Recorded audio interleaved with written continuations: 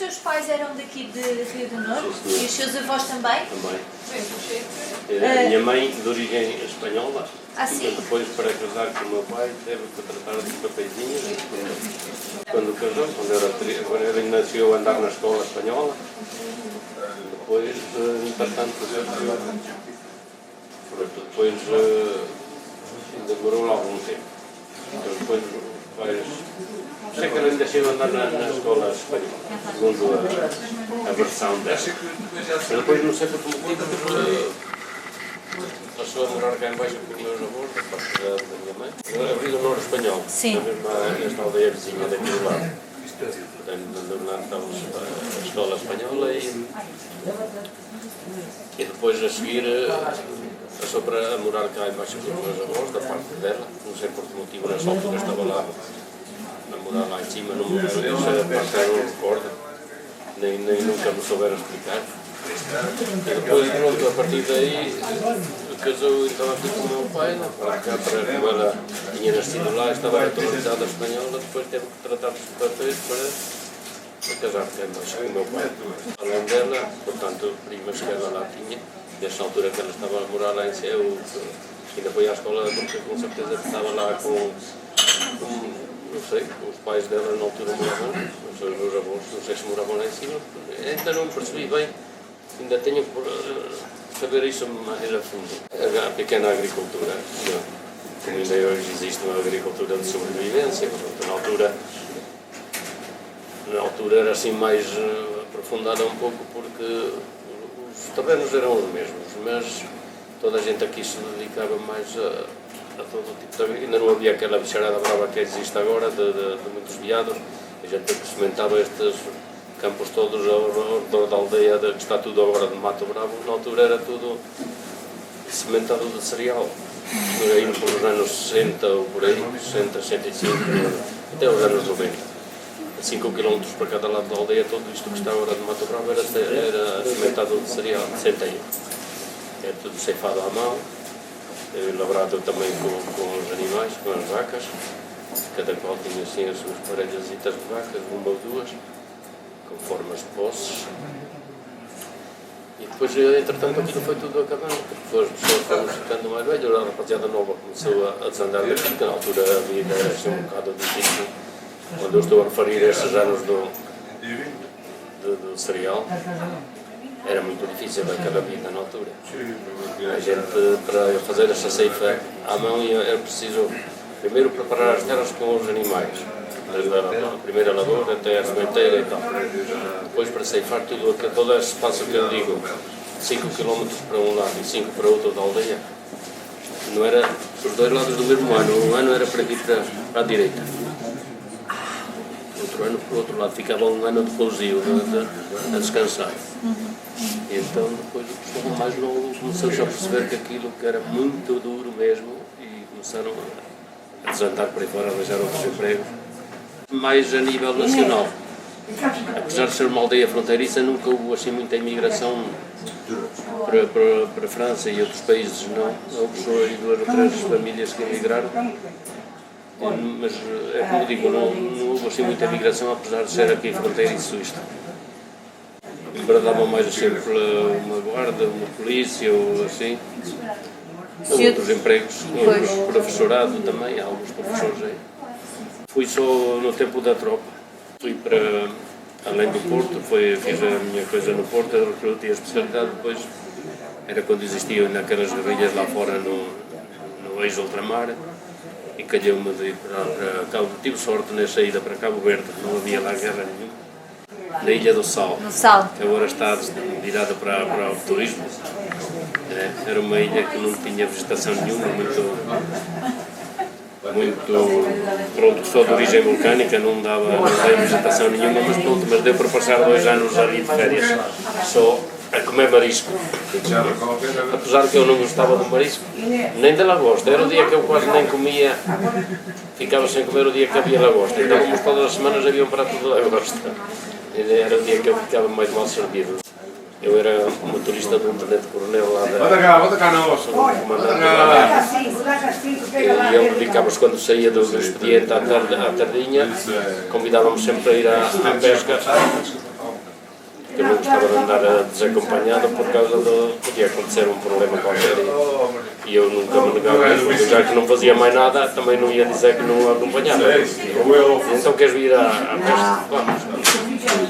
Pronto, e eu já sabia que no fim da tarde eu não fazia mais nada durante o dia. No fim da tarde lá ia com ele à pesca, ainda por lá apanhei um tubarão de 2 metros e 14 centímetros. Ele andava mortinho por apanhar o tubarão, era num sítio que havia imensos tubarões. Ali nesse sítio tinha caído um colega nosso que já estava quase a terminar a missão, já faltava um mês e pouco para vir embora. Entusiasmaram-se um dia com a pesca do parceiro e então ele todos os dias ali tinha caído então um rapaz que estava quase a acabar a missão já para vir embora. E ele e outros 2 ou 3 colegas foram um dia a um determinado sítio que era onde havia mais quantidade de percebes.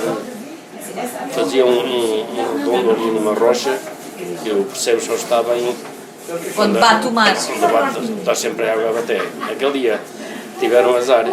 Sorte por ver aquilo parecia um altar enfeitado só percebes à frente. E ele, pronto, com aquela ilusão do percebo, baixou para baixo, os outros 2 colegas em cima a meter nos sacos e ele a tirar para cima mangadas do percebo. Bem uma daquelas traiçoeiras, mandeu com ele lá para baixo, só ouviram cair lá para baixo com um nó longo de sangue, porque ele bateu contra a rocha. Pronto, então os tubarões, quando cheiram assim ao sangue, então é fatal. E quando não atacam muito, não havia assim grande queixa de nada dos tubarões. Mas aquele só foi visto na altura em que caiu e desapareceu. Andaram por aí toda a tarde para andar. Depois, mais tarde, ali há alguns tempos, era para onde lá o meu chefe ia para ali à pesca, para aquela zona, era para onde ele ia, frequentava muito aquela zona. E ele via-nos passar ali às dúzias de tubarões e ele tinha aquela coisa, vamos apanhar uma coisa desses, pronto, vamos lá. Ora tenta lá outra, porque ele pescava com outros carretos de mais pequenos, outro tipo de pesca, ali havia muita pesca. Era só querer, apanhava-se polvos ali ao correr do mar, era tudo. Mas ele andava entusiasmado em apanhar um tubarão, experimenta lá outra vez, e eu toca de experimentar, mais uma vez, ele chegava a prendiam logo, mal se lançava para lá um isco com qualquer coisa, uma carne de atum qualquer, ou um peixito qualquer, o tubarão ainda estava logo. Só que o fiozito era assim, pouco menos do que este fio, 0,100. 0,100 era assim, é mais delgado, metade disto. Tinha um carreto de pescar de barco, 200 metros, deu uma enfiada logo. Já chegámos a pôr cabos de aço à frente com 2 ou 3 metros de cabo de aço. Mesmo assim davam uma volta, partiam o cabo de aço e iam embora. Aquilo é uma força maluca. Aquele deve ter prendido num sítio mais sensível e deu uma corrida, quase levou o carreto todos os 200 metros. Depois aquilo tinha uma espécie de um travão, eu fui recuperando, voltava a levar e andámos assim 1 hora e tal naquela fada. E depois comeram? Não, foi só por aquela coisa de apanhar. E afinal, não comi lá e vinha comer depois aqui à aldeia. Num dia de caça, houve um colega de caça que trouxe de Bragança de uma peixaria umas postas daquilo de tubarão. E eu, sem saber, falei aquilo porque pareceu-se-me mesmo. Estavam a assar aquilo lá embaixo, no sítio onde estavam a fazer a merenda, e ele pôs aquilo em cima da grelha e os outros colegas diziam assim: olha, mas o que é isso? E eu disse assim: isso só pode ser tubarão. E o outro dizia: não, isso deve ser não sei o quê. Carne não era assim uma... Mas ninguém acertava naquilo, e depois diz ele assim: olha, ainda só um aqui é que acertou no produto, é o tubarão, realmente. Mas e aquilo estava uma especialidade. Estava bom. Bom, depois com aquele molho verde depois por cima, depois de grelhado, uma maravilha. Eu já ia daqui quase com 1 ano, estive mais 2 anos. Não? Mais 2. Mais 2. Foi só regressar e arranjar aqui uma Maria na aldeia e casar depois, quando eu vim lá. Eu sei que regressei em fim de 68, depois casei em 69. Fiquei cá. Casei, depois fui logo a seguir para Bragança. Eu tinha trazido de lá as cartas de condução, arranjei em Bragança um trabalhito por pouco tempo, depois comprei um caminhãozito velho que só me deu problemas e pronto. Trabalhei 4 ou 5 anos por minha conta Depois surgiram os transportes coletivos aqui em Bragança, na Câmara, e mudei para aí para estes transportes, que foi naquela vinda daquele pessoal todo das ex-colónias, que vinham muito bem apetrechados assim de caminhões e assim. Eu tinha que trocar já aquele caminhãozito, porque aquilo já estava muito fraco, e eu não estive para me embrulhar mais em despesas e mudei, e fiquei então a trabalhar na Câmara com os transportes. Andei por lá à volta de 30 anos. Eu estava nessa altura, trabalhava em Bragança. Para Bragança foi muita gente? Vieram bastante, foi quando vinham muito bem apetrechados assim, a nível de caminhões, e assim, caminhões bastante bons, os secanhas, bons e tal, e eu disse cá para mim, bom, isto agora é uma concorrência aqui em Ronha, não posso concorrer com estes tipos assim, transportar materiais de construção, assim, areias e outras coisas. E então eu tinha de trocar de carro para outro superior, e então na altura não me queria estar a afundar assim com despesas, e pronto, acabei por ali, não continuei com aquilo e resolvi ingressar ali na Câmara de Bragança com os transportes assim como motorista lá, à volta de 30 anos, à volta disso, até à reforma. Depois reformei-me e tive um grande azar, andava ali na porta. Ali junto à casa, caí dali de um muro abaixo, parti a minha cervical, fui para a guerra dali do sol, que não havia guerra, nem o tubarão me apanhou, e depois vim a dar cabo aqui da minha saúde. Depois, mais tarde, que eu andei ali nestas escolas, é que surgiu aquele modelo de escolas, como aquela outra que está ali em cima. Mas eu andei nesta outra, onde está aquela vírgula lá em cima, onde vai andar com obras também. Penso que vão andar com obras para alargar mais o salão, que é agora, aquilo ficou a fazer agora de Casa do Povo, e querem andar lá com um alargamento daquela, julgo eu, o que cultivava toda a gente, além do cereal, como digo, a partir dos anos 60 e tal, foi aquele forte do cereal, do centeio. O centeio nessa altura era a base era a moeda de troca, fazia de moeda de troca para tudo. Só o dinheiro só funcionava quando se vendia um animal, uma vaca, um novilho, um vitelo. Aquele dinheiro é que servia mais para... Pronto, era aproveitado mais na questão de calçado e vestuário e pronto, e para economizar alguns, se fosse possível. Mas o resto, o centeio era quase a base de troca de tudo. Vinha o sardinheiro, as sardinhas eram pagas através de centeio. Vinha de onde o sardinheiro? Vinha de umas aldeias aí, eles eram de uma aldeia aqui a 40 e tal, 50 km, a aldeia desse sardinheiro, mas tinha dois ou três mulas e carregava as mulas em Gimonte, que vinha uma carrinha do Porto a distribuir o peixe logo de manhã cedo, e eles ali onde parava aquela carrinha em Gimonte é que ele carregava ali uma mula ou duas ou três mulas, e depois uma mula carregada com 3 caixas de peixe. Depois mandava um filho para uma zona, outro filho para outra e o pai para outra. Eram três destinos diferentes. Depois ficava, registava, não digo que fosse sempre, às vezes podia haver uns trocados e hoje, por exemplo, pagar com dinheiro, mas raramente se pagava com dinheiro. A maior parte da gente aqui, e a família maior que aqui existia, tinha 10 filhos, essa família, que era do tio Benedito ali, a família Benedito Preto, esses tinham 10 filhos e os 2 pais eram 12, portanto era muita sardinha que naquela casa se consumia. Então a mãe, quando ia lá buscar sardinhas, era logo ou um alqueiro ou mais de cereal em troca de X sardinhas. Aquilo já não me recordo bem quantas sardinhas correspondiam a um alqueiro de centeio, mas sei que baseavam-se. Ele lá sabia fazer as contas, lá o sardinheiro, para fazer a equivalência do produto. O sardinheiro não, vinha todas as semanas mais do que uma vez por semana, sim. Julgo que 2 ou 3 vezes por semana. Tinha uns dias mais ou menos certos, mas pelo menos 2 ou 3 vezes vinha. Chicharro, uma coisa que agora está a cá, na altura era quase de borla, o chicharro. O chicharro é o carapau mais grande. E depois do resto, havia aqui na aldeia, assim, por exemplo, o peixe que agora, o bacalhau, por exemplo, já era comprado aqui na taberna. Mas o tal sardinheiro na altura só trazia mais à base disso. O capatão também trazia o capatão e sardinha e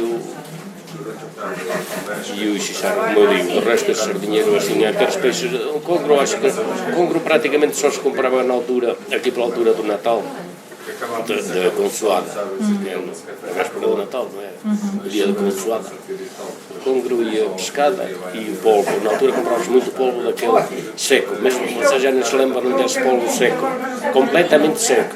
Aquilo que parece mesmo o material de fazer sapatos, o congro seco que vinha, depois vinha um outro mais adiante, já mais, dali mais uns anos, já vinha em meia cura, vinha nos cestinhos já era meia cura, que não era todo, mas aquele que eu digo seco era mesmo como era o cabedal de fazer os sapatos, era mesmo seco, depois furava-se com umas corditas, furava-se e punha-se, atava-se nas cabeças do polvo.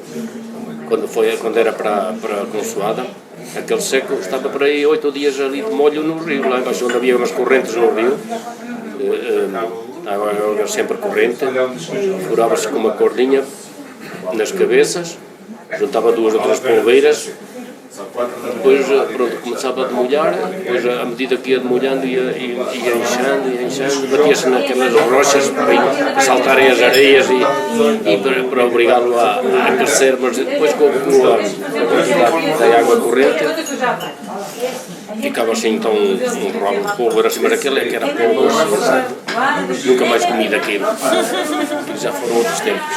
Havia muita pesca neste rio. Nós miúdos que não tínhamos licença na altura, os garotos, ninguém se metia connosco, nem a guarda nem nada.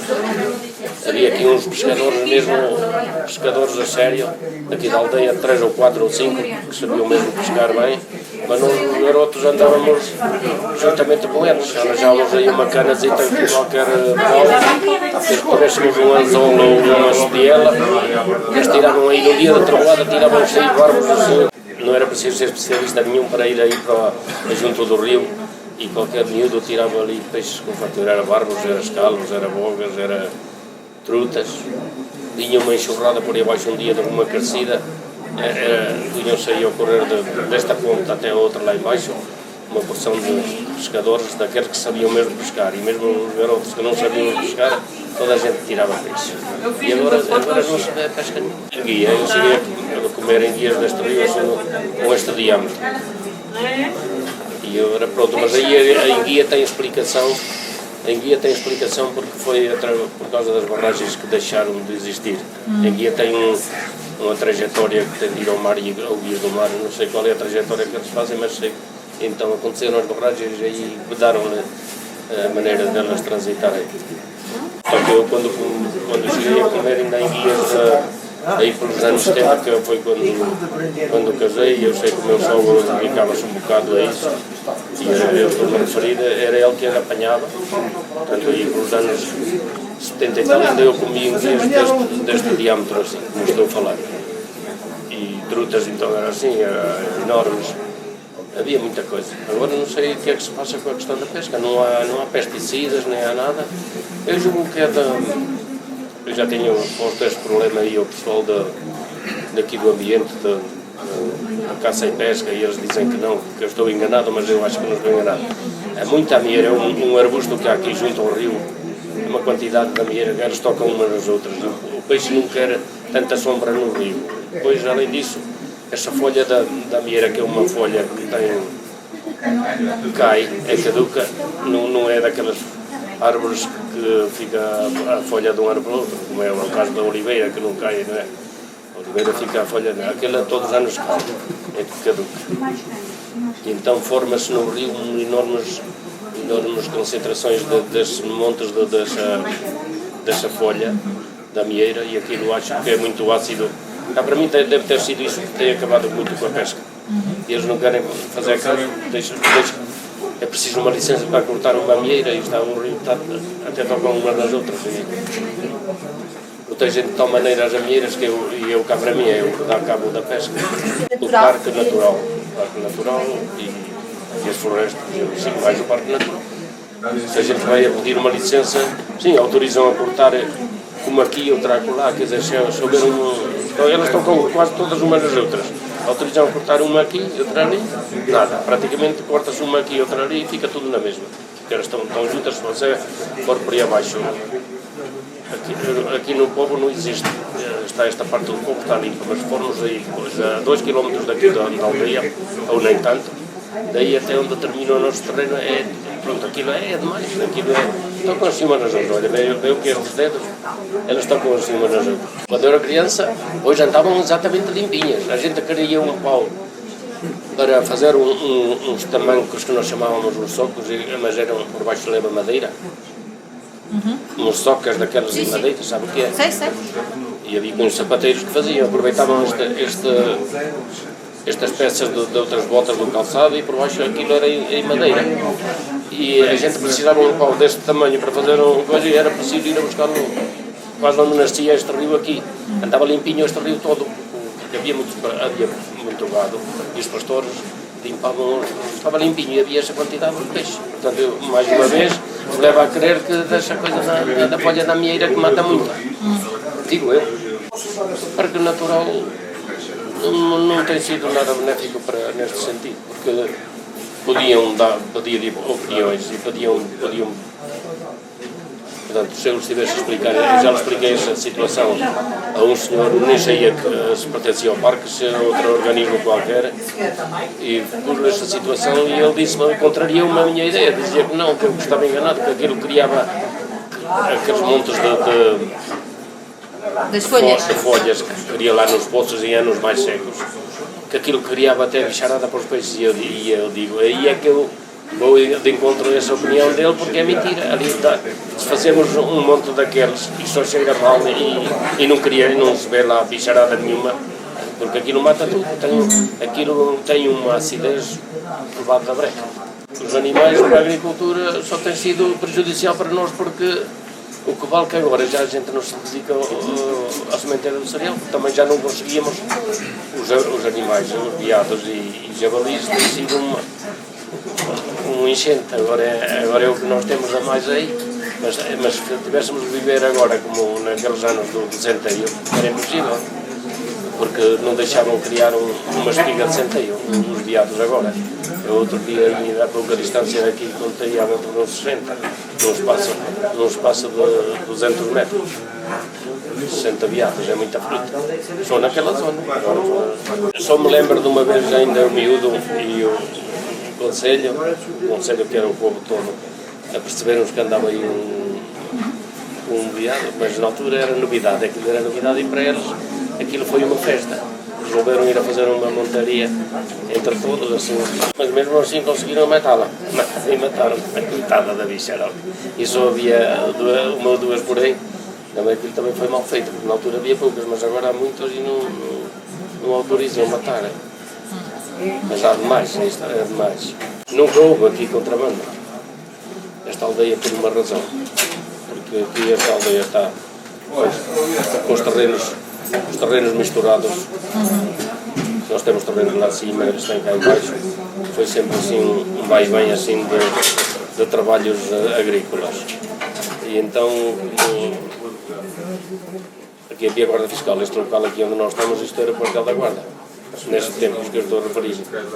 Até que terminou a guarda fiscal. Depois, quando deixou de haver fronteiras, não fazia sentido e desviaram daqui a guarda para Bragança e para outros sítios. Quando terminou aqui a guarda. Mas na altura, quando havia a guarda fiscal, o pessoal aqui não se metia em nada de contrabandos porque não queria abusar da guarda para casa deles. E também não havia quase contrabandos que, a não ser um quilo de café, uns quilos de café, era o contrabando da época, pronto, mas não havia assim outro tipo de contrabando, mas mesmo o pessoal não se metia nessas embrulhadas por causa de não perder a regalia de ir lá trabalhar, porque senão se abusava podia ver o guarda vinha e dizia, você não pode passar mais ali a fronteira, se tivesse queixas dele para andar a abusar de qualquer contrabando. Então por essa razão eu vou contar uma a bombazina, por exemplo, era considerada contrabando pela calça, a bombazina. Na altura era considerado contrabando e aqui ninguém andava com uma calça de bombazina, que eles chamavam lá, os espanhóis chamam a pana, a bombazina é a pana, aquilo era contrabando. E aqui na aldeia toda não havia uma calça de pana. E nestas aldeias próximas, aqui já, portuguesas, estava tudo vestido de pana. Não é vergonha nenhuma. Que vinha de Espanha, era comprado, mas como não tinham aquele compromisso, a guarda eles compravam e faziam as calças. Era um tecido que era bom. Fizemos sempre a vida cá em Portugal. A minha mãe casou com o meu pai. Mas e a casa dos seus avós lá do outro lado? Não, também moravam cá em baixo. Assim de inverno, festas de inverno, era a festa dos reis. Eram os tais caretos que nós estávamos a falar, os caretos, aquelas caretas camufladas que tivemos aí a ver. E vestiam-se dois rapazes de caretos e uma fila Andorra. Depois havia um outro que acompanhava os caretos, que era que levavam um saco para irem metendo os chouriços que angariavam em cada casa, entravam em todas as casas, fazendo assim umas algazarras e uns gritositos assim a modo de assustar, mas na boa, né? Depois no Carnaval também faziam umas mulherzitas que aqui havia mais jeitosas para vestirem uma quantidade de miúdos, então faziam assim umas brincadeiras bem engraçadas que pronto, cada qual saía com uma imaginação qualquer. Ali no Rio de Janeiro é o samba, aqui era aquelas coisitas. Tivemos aqui mais ou menos como é que aconteceu, e portanto aquilo terminou, a Guerra de Espanha terminou em que ano? 39. Em 39. Ainda eu não tinha nascido. Não. O meu pai tinha um primo direito que era contra o tal regime também, era contra. Aquilo bastava que houvesse uma pessoa que se lembrasse de dizer, os que estavam na altura do governo, dizer que ele era do outro lado, já estava desgraçado. Então ele e este tal primo do meu pai e um outro tiveram que desandar daí para outra aldeia, aqui nossa vizinha, que é onde é agora a junta de freguesia daqui, estamos anexados à Beleda. Eles estiveram aí refugiados um quanto tempo, senão limpavam o sarampo. Um deles era um carabineiro daqui da altura, ou ir a passar um afilhado dele, que era dos tais que teve que se ir a refugiar aqui na Beleda. Disparou para ele, arrancou-lhe um tacão de uma bota. Olha que padrinho tinha o fulano, é? O próprio padrinho a disparar para o afilhado e arrancou-lhe o salto da bota. Depois estiveram um tanto tempo ali refugiados até que aquilo terminou depois. Um deles até casou lá, nessa aldeia da Beleda. Foi aquele intervalo enquanto esteve lá refugiado. Eu sempre gostei da maneira de viver aqui, da convivência que havia aqui, assim, que isso durou até aos anos 90, mais ou menos.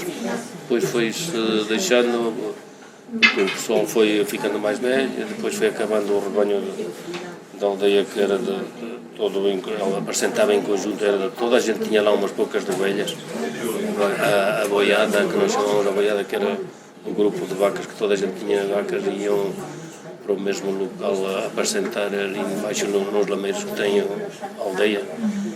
E era os dias do povo que se faziam, todas as semanas havia pelo menos dois dias de conselho.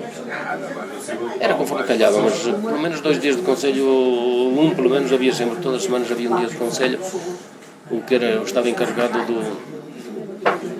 do conselho. Eram 2 mordomos que elegiam todos os anos, no princípio do ano elegiam 2 mordomos. E então, quando havia um trabalho para fazer assim do povo, davam um sinal no sino, que o povo já todo conhecia, e por outro dia juntavam-se para ir a fazer determinado trabalho. A maior parte das vezes já ficava combinado, por exemplo, hoje iam fazer um trabalho. E depois, no fim do dia, já o próprio mordomo dizia, olha, um dia vamos fazer outra vez conselho para ir fazer aquele outro trabalho, que era o arranjo de um caminho, um açude. Às vezes já ficava combinado de uns dias para o outro o próximo trabalho. Outras vezes era mesmo no próprio dia que tocavam o conselho, e naquele próprio dia é que resolviam o que iam fazer. Havia dias que já estava combinado o trabalho, havia dias que proporcionava-se no mesmo dia o destino que haviam de tomar. Pronto, e é isso que eu digo, que gostava daquela maneira de viver, porque toda a gente tinha possibilidades de meter vacas a pastar naqueles lameiros que são do povo. Embora uma pessoa que não fosse de cada aldeia, que houve casos desses, não tinha, por exemplo, houve o caso de um rapaz que tinha ido de uma aldeia perto da Bragança, casou cá, e na altura não tinha ele possibilidades, não tinha ainda os sogros, ainda não tinha dado os pequenos bens que tinha, e portanto não tinha possibilidades de ter vacas, e ele assim arranjou a ter, comprou as vacas, assistindo aos trabalhos do povo, já tinha direito de pôr as vacas a pastar ali naqueles lameiros do povo. E foi o que aconteceu, ele comprou umas vacas, e como não tinha lameiros ainda do sogro, nem herdados de lado nenhum, ela alugava alguns, e no dia que havia vacada lá para os tais sítios em conjunto, ele punha as vacas lá fora a pastar juntamente, bastava que assistisse ao conselho, era obrigado a assistir ao conselho. Se ele assistisse ao conselho, tinha os mesmos direitos que tinha toda a gente, embora não sendo de cá. Era engraçado porque, nesse sentido, por exemplo, o rebanho das ovelhas, toda a gente tinha umas quantas ovelhas lá no mesmo rebanho, e sem grande dificuldade, porque cada 4 cabeças já sabia que tinha que ir um dia a guardar o rebanho. Se tinha 8 cabeças, havia 2 dias. Se tinha 12, era conforme. Cada 4 cabeças era obrigatório um dia. Pronto, ele terminada a sua roda, passava para o vizinho da frente. E aquilo rodava sempre. E depois ficava livre daquele trabalho 1 mês ou 2 meses ou mais. Fazia a sua, por exemplo, ia 3 dias agora com as suas 12 ovelhas. Tinha 4, 4, 8, 4, 12. Depois ficava liberta daquele trabalho 2 meses, porque enquanto dava a volta ao povo todo, ou seja, já andavam lá depois no final do dia, o rebanho andava lá todo o dia em conjunto, mas depois no fim da tarde regressava a casa e depois cada quais dirigiam-se para os seus sítios. As ovelhas já estavam habituadas naquele sistema, era engraçado. Também faz o parte do museu, também lá estou naquela... Já foi lá ver-se? Já. Aquelas fotografias são todas do meu tempo de antes de ir para a tropa. Foi nessa fase, quando eu fui para a tropa, que andava aquele arquiteto que tirou aquelas fotografias todas, que estão lá em cima no computador? Sim. As malhas daquele sistema do conselho e aquilo assim. Foi nessa altura que ele andava cá a fazer um trabalho para fazer o seu serviço já para a arquitetura. Estava a acabar de tirar o curso já, e ele fez um trabalho aqui a nível da aldeia para esse efeito. E foi mais ou menos quando eu fui para a tropa que ele estava a terminar aqui este serviço. E essas fotografias são todas lá naquele serviço das malhas, também ando lá, aparecem muitas vezes ali com uma camisa preta, não sei se...